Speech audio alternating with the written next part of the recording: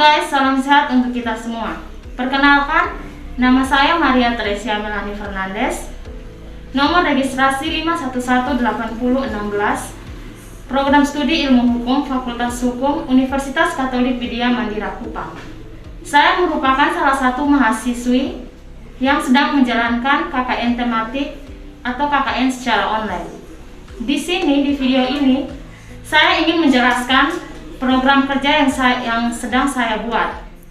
Ada dua program. Yang pertama, program utamanya. Dari program utama ini saya membuat video edukasi mengenai sosialisasi tentang masalah kekerasan dalam rumah tangga.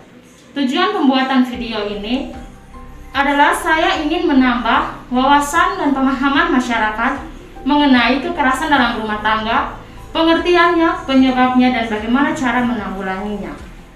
Program yang kedua adalah program tambahannya mengenai layanan pencegahan COVID-19. Di sini saya membuat wadah cuci tangan untuk mencegah penyebaran COVID-19. Selanjutnya mari kita simak videonya sebagai berikut.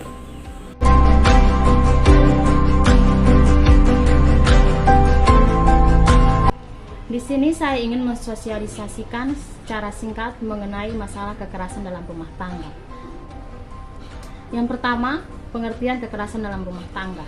Menurut pasal 1 angka 1 Undang-Undang Nomor 23 Tahun 2004 tentang penghapusan kekerasan dalam rumah tangga, kekerasan dalam rumah tangga adalah setiap perbuatan terhadap seseorang, terutama perempuan, yang berakibat timbulnya kesengsaraan atau penderitaan secara fisik, seksual, psikologis, dan penelantaran rumah tangga, termasuk ancaman untuk melakukan perbuatan, pemaksaan, atau perampasan kemerdekaan secara melawan hukum dalam lingkup rumah tangga.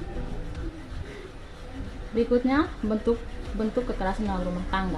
Ada 4. Yang pertama, kekerasan fisik. Yang kedua, kekerasan seksual. Yang ketiga, kekerasan psikis. Dan yang keempat, penelantaran dalam rumah tangga. Siapa saja yang menjadi korban kekerasan dalam rumah tangga? Yang pertama, suami, istri, dan anak, mau anak angkat atau anak tiri. Yang kedua, orang-orang yang mempunyai hubungan keluarga dengan orang-orang sebagaimana termaksud di nomor 1 atau disebut di nomor 1. Yang ketiga, pembantu rumah tangga dan menetap dalam rumah tangga tersebut. Penyebab kekerasan dalam rumah tangga. Kekerasan dalam rumah tangga bisa terjadi disebabkan oleh 2 faktor. Yang pertama, faktor eksternal, yang kedua faktor internal. Faktor eksternal atau faktor dari luar, kesibukan kerja, kurang komunikasi, perselingkuhan, kesulitan ekonomi, dan budaya patriarki. Yang kedua, faktor internal atau faktor dari dalam, mudah emosi, gangguan jiwa, pemahaman agama yang rendah, kebiasaan buruk, dan belum paham adanya undang-undang kekerasan dalam rumah tangga. Berikutnya, dampak kekerasan dalam rumah tangga. Dampak kekerasan dalam rumah tangga adalah mengalami sakit fisik, tekanan mental, menurunnya rasa percaya diri dan harga diri, mengalami rasa tidak berdaya, mengalami ketergantungan pada suami yang sudah menyiksa dirinya, mengalami stres pasca trauma, mengalami depresi, dan keinginan untuk bunuh diri. Apa yang dilakukan bila kita mengalami KDRT? Hal-hal yang dapat kita lakukan apabila kita mengalami KDRT.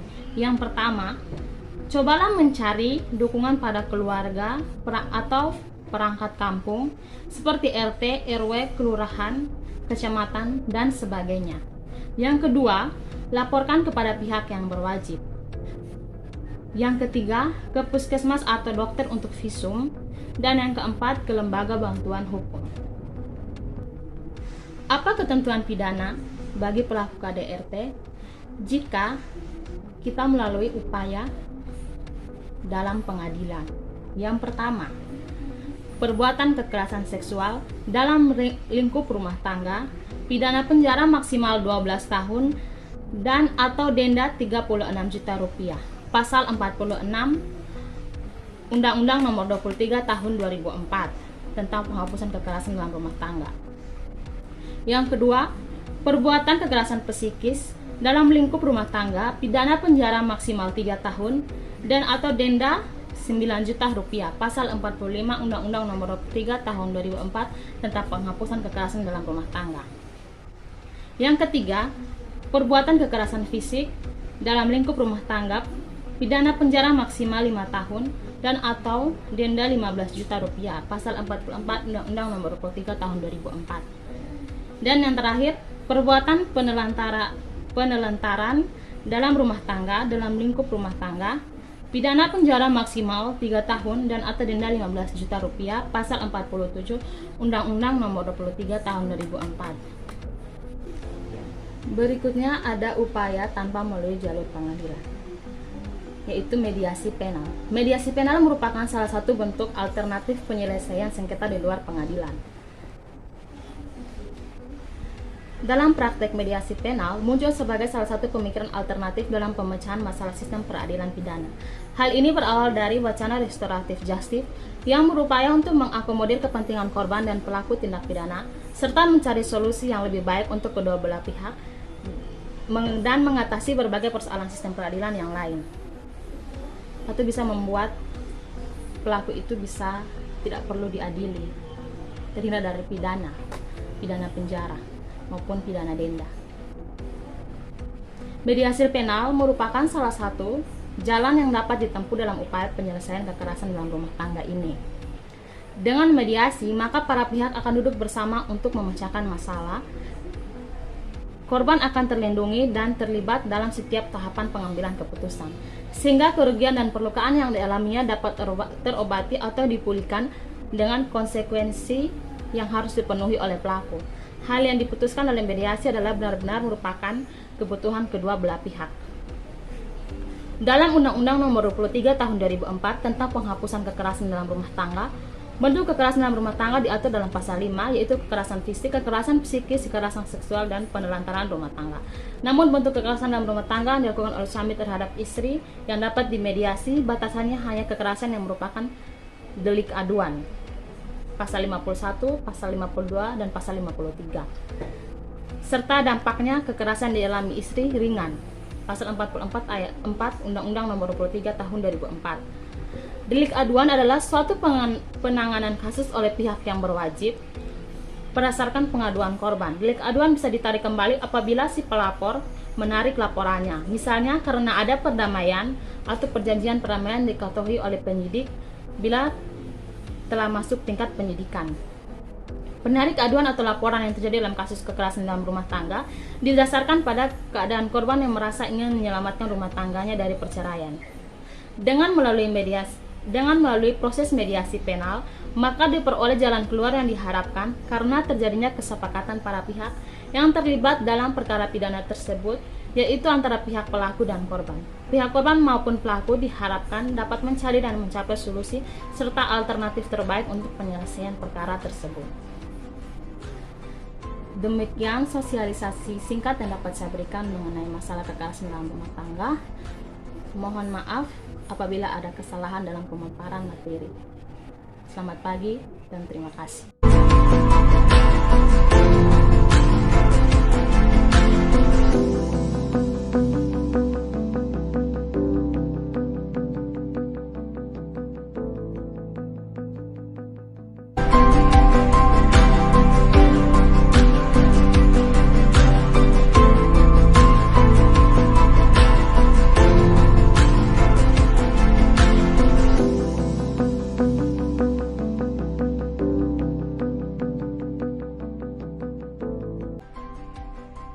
Sekian video dari saya.